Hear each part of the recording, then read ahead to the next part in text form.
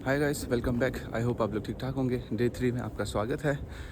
आज हमारा बेल्जियम में है तीसरा दिन, और तीसरा मतलब आखिरी दिन है। तो अभी सुबह के 10 बज रहे हैं और शाम की 5 बजे की हमारी बस है।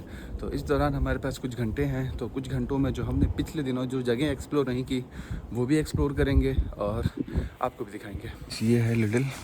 ये आपको ना यूरोप की बहुत सारी कंट्रीज़ में मिलेगा, और इसका एक फ़ायदा ये है, आपको सुबह सुबह फ्रेश नाश्ते के लिए चीज़ें मिल जाती हैं।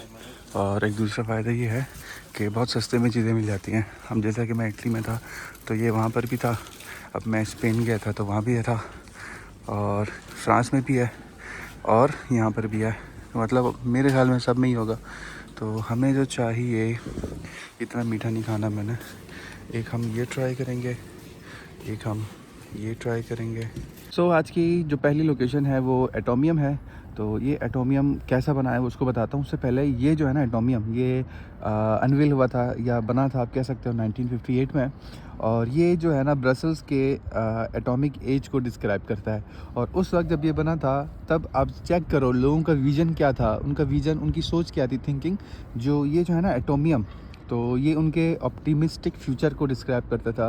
और इन सब के बाद ये बात सच भी है कि आज ये कहाँ पहुँचे हैं, कितनी रिसर्च होती है। तो सीन ये है ना गाइस, देखो आप जैसा सोचोगे आप वैसा करोगे। अगर मैं अपनी कंट्री की बात करूँ या हमारे एशिया साइड की, हमारे कंट्रीज़ की, हमारी प्रायोरिटीज़ क्या है यार, आप सोशल मीडिया खोल के देख लो हमारी प्रायोरिटीज़ क्या हैं। अब इन लोगों की प्रायोरिटीज़ क्या हैं वो आपके सामने हैं। अभी 1958 से इससे पहले की बात है, तब ये लोग इतना सोचते थे कि आज ये लोग कहाँ से कहाँ पहुँच गए। और हम इतने अरसे बाद 2024 में भी हम वैसा नहीं सोचते कि यार थोड़ा सा आगे बढ़ पाएँ, थोड़ी सी इम्प्रूवमेंट आए।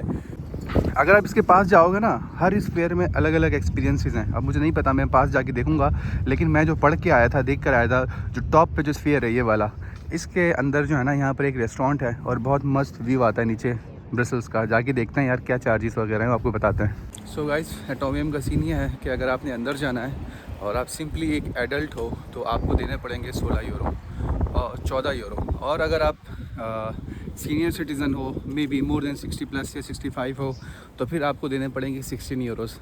अगर आप स्टूडेंट हो तो आपको देने पड़ेंगे 8.5 यूरो, और बच्चा है तो फिर उसके इससे थोड़े से कम थे। गाइस, आज की अनदर लोकेशन और मे बी लास्ट लोकेशन जो है वो यूरोपियन पार्लियामेंट है। अभी ये कुछ इस तरह है, 1 2 3 4 5 6 चीज़ें हैं। पार्लियामेंटेरियम, ये मेरे सामने आप देखते हो, ये पार्लियामेंटेरियम है। 1 पॉइंट, फिर हेमीसाइकिल विजिट्स है जो वो बिल्कुल मेरे सामने है, हेमीसाइकिल विजिट्स। तो इस तरह मैं आपको ना एक एक करके दिखाने की कोशिश करूँगा। पार्लियामेंटेरियम में होता क्या है आप यहाँ पढ़ सकते हो, the visitor centre of the European parliament. इस सीन ये है कि यहाँ पर ना बिल्कुल एयरपोर्ट जैसी चेकिंग हो रही थी, सारा बेल्ट उतरवा के सब चीज़ों की चेकिंग हुई। और ये लॉकर्स हैं, यहाँ पर जैकेट और बैग रख के फिर वहाँ से हमने एंट्री करनी है। ये इन्होंने हमें एक ऑडियो गाइड दिया है। अगर मुझे सुनना है कि इसको कैसे करना है तो उसको मैं ऐसे करूँगा, स्कैन। ये देखो, तो ये ऐसे स्टार्ट हो जाता है। यहाँ पर यूरोपियन पार्लियामेंट जो है ना 3 कंट्रीज़ में काम करता है। एक जो है ये स्ट्रासबर्ग है, और दूसरा ब्रसल्स है, और तीसरा लग्जमबर्ग है। तो ये यहाँ पर जो है ना ब्रसल्स में, जो बेल्जियम में, जो इनके सारे फ़ैसले वहाँ पर होते हैं। और यहाँ पर जो है स्ट्रासबर्ग में, तो जो भी इन्होंने पहले लॉज बनाए टैक्स के मामले में, वो सारे यहाँ पर डिस्कस होते हैं। अगर अप्रूवल होना होगा तो होगा। ये रेड देख रहे हो, यहाँ पर सारी वोटिंग होती है, अप्रूवल होना या नहीं होना। और जो लास्ट वन है लग्जमबर्ग में, अब ऑब्वियसली यूरोपियन यूनियन है तो बहुत सारी लैंग्वेजेस बोली जाएंगी। तो इसी तरह हर बंदा हर लैंग्वेज नहीं बोल सकता। तो वहाँ पर लेट से मैं कुछ और बोल रहा हूँ, 2-3 बंदे अलग अलग लैंग्वेज बोल रहे हैं, तो हर बंदे की अपनी अपनी लैंग्वेज जो है ना उसको ट्रांसलेट होकर सुनाई देगी।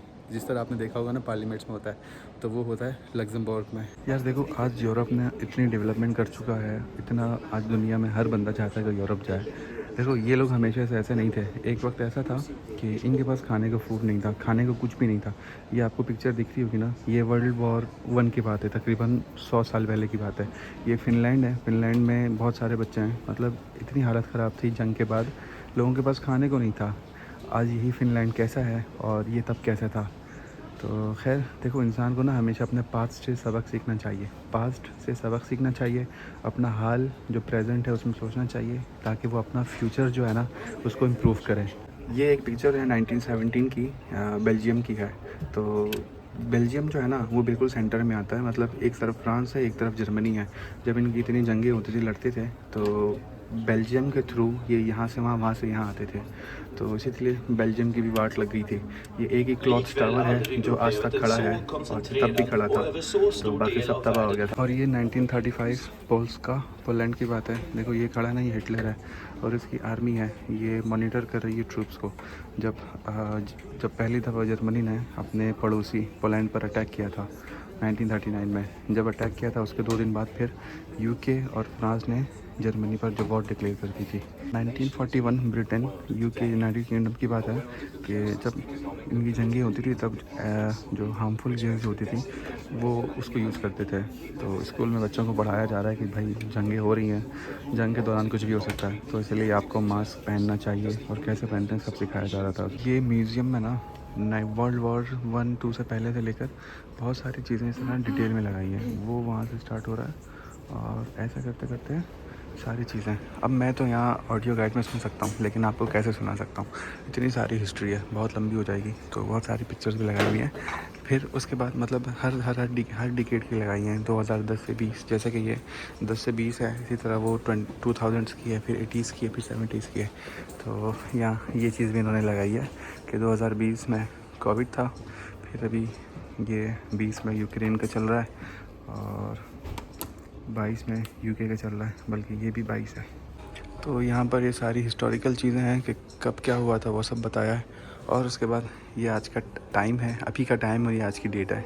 जब आप उस एरिया से नीचे आते हो तो आपको इस तरह का एक हॉल मिलता है। सो गाइस, इस तरह का होता है यूरोपियन पार्लियामेंट इन रियल। ऐसे लोग बैठे होते हैं और यहाँ पर उन्होंने समझाने के लिए बताया है। तो ये हर 5 साल बाद यूरोपियन पार्लियामेंट के इलेक्शंस होते हैं। अभी जून में इलेक्शन होने वाले हैं। तो जैसे कि 1 2 3 4 5 6 7, ये देखो, हर ये अलग अलग, मतलब ये नेशनलिटी की बेस पे नहीं होता, ये इनकी पॉलिटिकल बैकग्राउंड या पॉलिटिक्स के हिसाब से ऐसा कुछ होता है।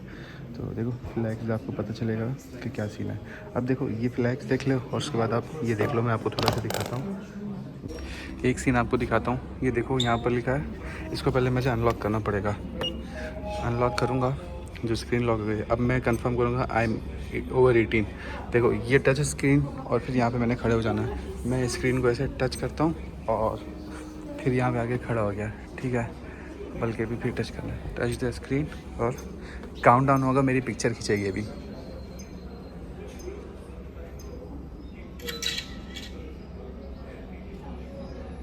तो ये मेरी फ़ोटो है। If you like your photo please proceed by pressing yes. तो मैं इसको, फ़ोटो तो मस्त आई है यार। यहाँ पर मैंने अपनी ईमेल आईडी लिखी। अब नेक्स्ट करते हैं और देखते हैं क्या होता है। Your photo just has been just send to you. मेरी फ़ोटो मेरी ईमेल पे आएगी। इसको स्टोरी पे लगाऊंगा इंस्टाग्राम पे। गाइस, मैं एक और आपको एक बहुत मस्त चीज़ दिखाता हूँ। अभी देखो ये सारा ना मेरे, ये यूरोपियन यूनियन इन्होंने ऐसे ज़मीन पे बनाया है। अब ये देखो, ये है, ये यहाँ पर बाल्टिक सी है, वो स्टॉकहोम है और ये रीगा है। इस तरह ना बहुत सारे हैं। अगर मुझे जानना है किसके बारे में, स्टॉकहोम के बारे में लेट्स से, तो यहाँ पर ना ये हॉटस्पॉट है, इसको मैं ऐसे घुमा के ले जाऊँगा। तो ये देखो, मैं इसको लेकर आया स्टॉकहोम के ऊपर, ठीक है, और मैं यहाँ से इसको प्ले करता हूँ। तो अब यहाँ पर सारे स्टॉकहोम के बारे में जो भी है वो एक्सप्लेन होगा। इसी तरह यहाँ पर कॉर्नर्स पर इन्होंने अलग अलग बहुत सारी दुनिया बनाई है। अब चेक करते हैं कि इससे क्या होता है। सबसे पहले हमने इसको अनलॉक करना है, ठीक है। अनलॉक हो गया तो पता नहीं इसके बारे में बताया, इतनी हिम्मत नहीं है इसको पढ़ने की। इसको घुमा भी सकते हैं, वाओ नाइस। उप्स, मलाला यूसुफजई, क्या बात है। अब यहाँ पर चलो देखते हैं यार, इंटरेस्टिंग लग रहा है मुझे। यहाँ पर कुछ हुआ था, आप लोग देख लो अगर आपको दिख रहा है तो। मैं सारा नहीं पढ़ रहा। डेमोक्रेटिक अपोजिशन इन वेनेजुएला और क्या है। अस्मा महफूज, क्या हुआ था बे। सली मोहम्मद उस्मान, इधर क्या हुआ था, आई डोंट नो। नादिया मुराद और ये और इल्हाम तोती, हुजिया, तस्लीमा नसरीन बाजी भी आ गई इधर। अनदर दुनिया, इसको भी देखते हैं क्या है। ये इंटरनेशनल ट्रेड, ठीक है, ट्रेड देखते हैं, ट्रेड, ठीक है। यूरोप से मेरे ख्याल में दुनिया भर में क्या ट्रेड होता है। देखो ये यूनाइटेड स्टेट्स है यहाँ पर और ये यूरोप है। एक जरदारी सब पे भारी, ठीक है। और उसके अलावा यूरोप का ट्रेड है टर्की से, यूरोप का ट्रेड है इंडिया से, चाइना से कितना ज़्यादा ट्रेड है, देखो चाइना से कितना सारा ट्रेड है, और इसी तरह यूएस से कितना है। इसके बाद आप देख लो रशिया से भी अच्छा खासा है, साउथ कोरिया और जापान से भी है। मुझे यहाँ पाकिस्तान नज़र नहीं आ रहा, सो शेम। बस एक और सेगमेंट बताता हूँ आपको इस रूम का।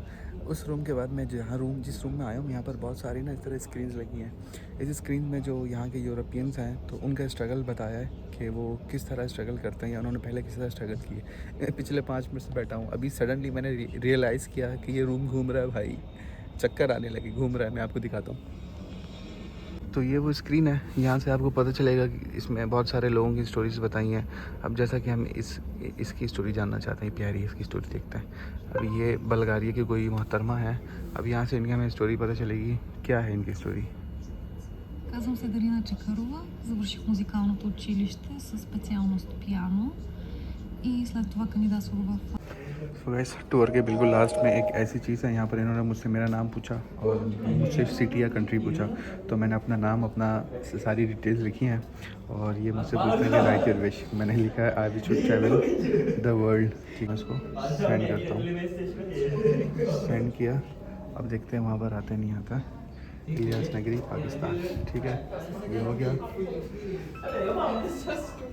Thank you, your message has been displayed. अब देखते हैं मेरा मैसेज आया नहीं आया।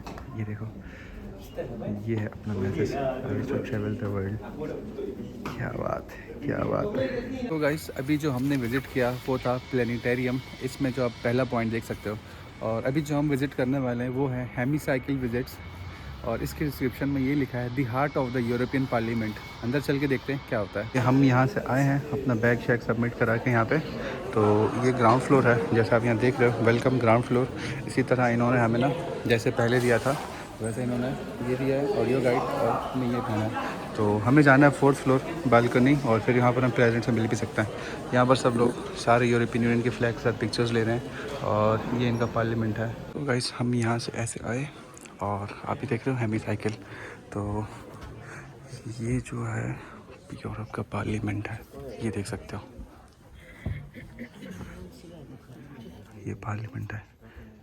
जनाब स्पीकर असेंबली, और ये सारे यहाँ मेंबर्स यहाँ बैठते होंगे पार्लियामेंट में।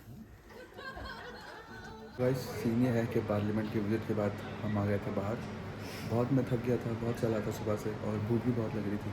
तो मैं एक पाकिस्तानी रेस्टोरेंट आया था खाने, और खाना हमारा निमट चुका है। गाइस जो हुआ सो हुआ। आज की वीडियो हम यहीं तक रखते हैं। 3 साढ़े 3 हो रहे हैं, मुझे जाना है बस स्टेशन की तरफ। मेरी 5 बजे की टिकट है, और आज का व्लॉग यहीं तक रखते हैं। फिर मिलेंगे जब कभी हम ट्रैवल करेंगे। तब तक के लिए इजाज़त, वस्सलाम।